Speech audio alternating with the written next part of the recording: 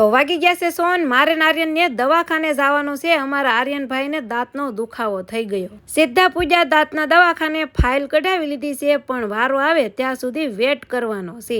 દાંતનું checkup કરાવીને સીધા પૂજા માર્કેટમાં। તો હવે દિવાળી આવી ઢુકડી, તો જો રંગબેરંગી મુખવાસ વેચાવા મળ્યા છે 10 રૂપિયાની એક ટબુડી। અને હા, આ કેરીનું નામ શું છે ઈ જરા કોમેન્ટમાં કહેતા જાયજો।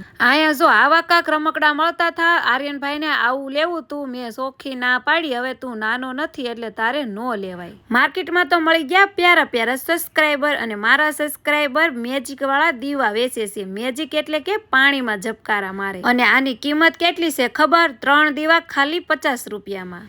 ઘેરે પૂગીને એક બાટલો પાણી પી ગઈ। હાલો હવે મારી ખરીદી બતાવી દઉં। તો જો ખરીદીમાં તો એક છે આ સમોસા પેકેટ, અને એક આર્યન હાટું પટ્ટો, અને આ જે ડાગલા વાળો શર્ટ છે ને ઈ આર્યનભાઈએ પરાણે લેવરાવ્યો। તો આ હતી આર્યનભાઈની વસ્તુ, અને હવે આપણો વારો।